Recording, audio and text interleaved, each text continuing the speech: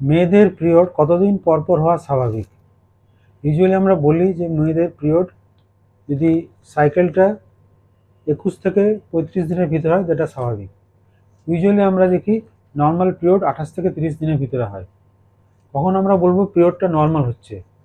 যদি দেখা যায় পিরিয়ডটা 21 থেকে 35 দিনের মধ্যে রেগুলার ওয়েতে হচ্ছে, যদি দেখা যায় পিরিয়ডটা 3 থেকে 7 দিন থাকছে এবং এই পিরিয়ডে যে ব্লাডটা বেরোয়, যে ব্লাড লস হয়, এটা যদি 40 ml এর মতো হয়, ম্যাক্সিমাম 80 ml, তাহলে কিন্তু এটাকে আমরা বলবো নর্মাল পিরিয়ড।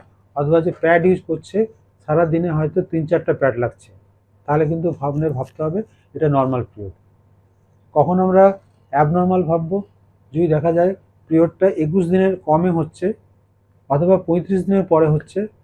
21 দিনের কমে হচ্ছে মানে এটা মাসে হয়তো দুবার করে হচ্ছে, এটাকে আমরা পলিমেনোরিয়া বলি। যদি দেরি করে হচ্ছে তাহলে এটাকে আমরা অলিগোমেনোরিয়া বলি। তাহলে কিন্তু এটা অ্যাবনর্মাল কিছু হতে পারে। অথবা যদি পিরিয়ডটা খুব বেশি পরিমাণে হচ্ছে, সেটাও কিন্তু অ্যাবনর্মাল। ইউজুয়ালি যেটা দেখা যায় পিরিয়ডটা 3 থেকে 7 দিন দেখা যায় পিরিয়ডটা 10 দিন 15 দিন ধরে পারসিস্ট করছে বা থাকছে, সেটাও কিন্তু অ্যাবনর্মাল। ওটাকে আমরা মেনোরেজিয়া বলি। অথবা পিরিয়ডের সময় খুব বেশি পেটে পেন হচ্ছে, সেটাকে আমরা বলি ডিসমেনোরিয়া, এটা কিন্তু নর্মাল না। অথবা দেখছি পিরিয়ডে ওনার যে প্যাড ইউজ করছেন, প্যাডটা 7টা-8টার বেশি প্যাড লাগছে, সেটাও অ্যাবনর্মাল। তো আমাকে দেখতে হবে অ্যাকচুয়ালি পিরিয়ডটা কী প্রবলেম হচ্ছে। সেই প্রবলেম অনুযায়ী আমরা কিন্তু ডায়াগনোস করতে পারবো কী রোগ আছে।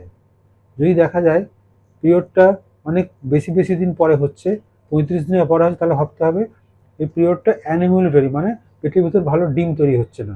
সেক্ষেত্রে কিন্তু পেশেন্টের পিরিয়ডটা ইরেগুলার হবে এবং যদি বিবাহিত মহিলা হন তার কিন্তু প্রেগনেন্সি বা আসতে বা কনসিভ করতে অসুবিধা হতে পারে। যদি দেখা যায় পিরিয়ডটা খুব বেশি পরিমাণে হচ্ছে, যেটাকে আমরা মেনোরেজিয়া বললাম, সেটা যদি হয় তাহলে কিন্তু পেশেন্টের অন্য কোনো রোগ থাকতে পারে। যেমন আর আমরা বলি যে ইউট্রাসে কোনো টিউমার থাকতে পারে অথবা অ্যাডেনোমায়োসিস থাকতে পারে। এগুলো হলে কিন্তু অনেক সময় পিরিয়ডটা বেশি পরিমাণে হতে পারে।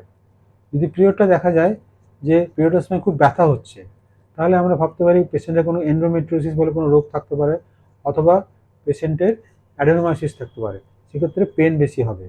অতএব আমাকে পিরিয়ডটা কী হচ্ছে, কীরকম হচ্ছে, সেই অনুযায়ী আমাকে ডায়াগনোস করতে হবে কী রোগ আছে।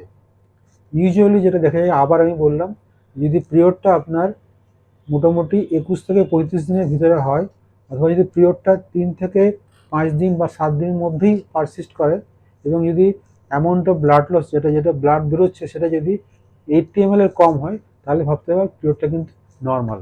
আমি ডক্টর শঙ্কর দাস মহাপাত্র, পেশায় স্ত্রীরোগ বিশেষজ্ঞ। আমি কলকাতায় গত 30 বছর ধরে প্র্যাকটিস করছি।